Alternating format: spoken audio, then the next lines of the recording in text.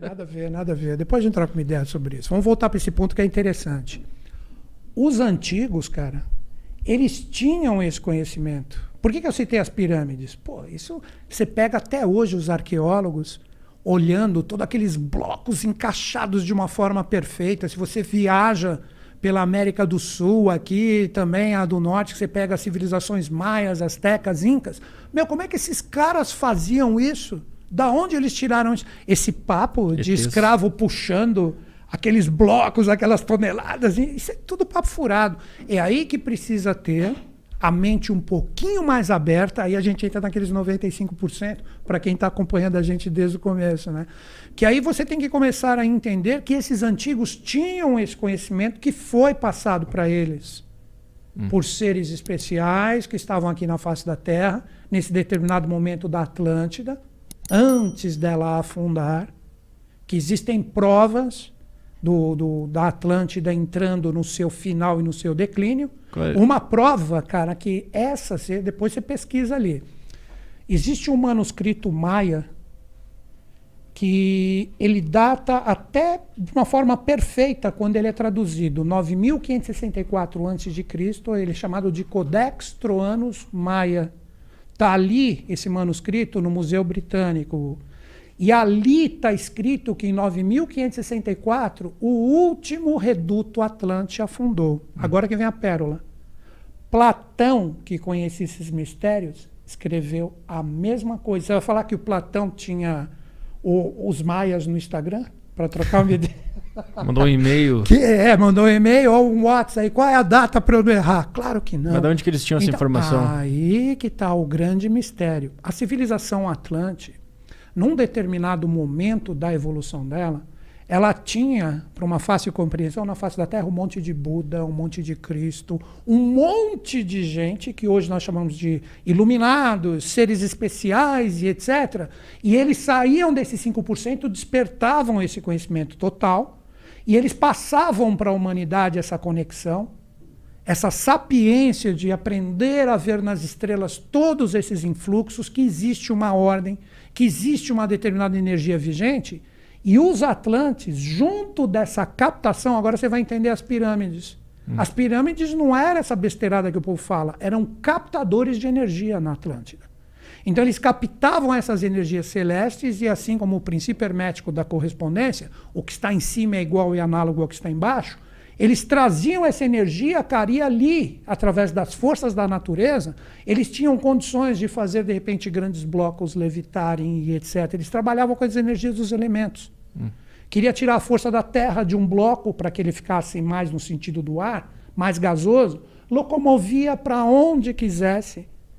Isso com todos os elementos. O fogo para criar, de repente, uma fusão de um determinado material com o outro, e ali surgia, através dessa tecnologia, esses encaixes perfeitos nos monumentos. Mas a humanidade, eu estou falando de 1 milhão de anos atrás, é muito tempo, a civilização Atlante.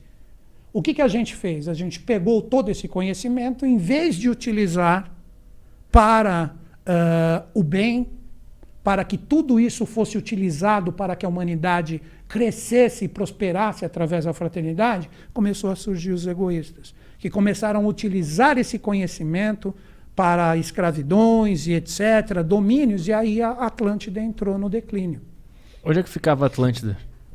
O último reduto dela, por isso que vamos lá, você está aqui, você vai lá tomar um banho no Guaru. Como é o nome do oceano que você está se banhando, cara? Oceano Atlântico. Por que ele é chamado de Atlântico? E isso a gente tem, fala, Atlântico por quê? Porque a Atlântida, nos seus momentos de apogeu, que é isso que estava exatamente onde nós temos o Oceano Atlântico.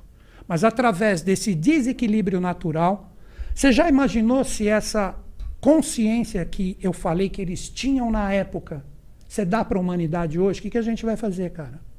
Deixa eu ver se dá para fabricar dólar e euro com isso, né? É a primeira coisa que vai vir na cabeça, né, cara?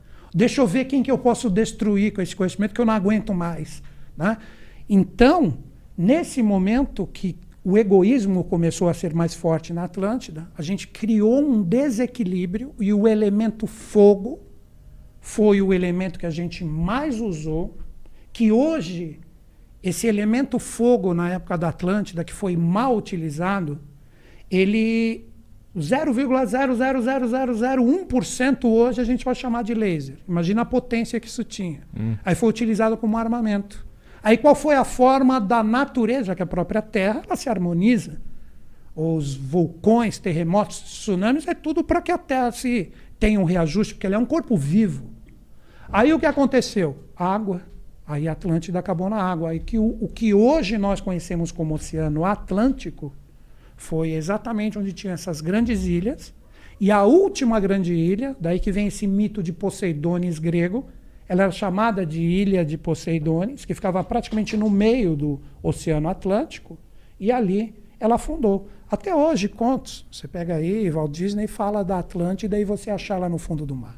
Então, Atlântida era um conjunto de ilhas no oceano aqui, onde... Poderíamos dizer que sim, mas tinha também a parte do que nós chamamos de terra hoje, mas nós tínhamos muito mais terra do que água. Hoje nós temos 70% de água no planeta, cara. Mas eu quero dizer... Isso é errado. E nessas ilhas nasciam... As pessoas eram iluminadas, elas tinham um conhecimento... Elas tinham uma educação perfeita. Ah, entendi. Aí que está. Elas tinham essa educação que eu falei para você no início do nosso bate-papo, que ocasionava, naturalmente, todas as crianças crescerem sem autossabotagens.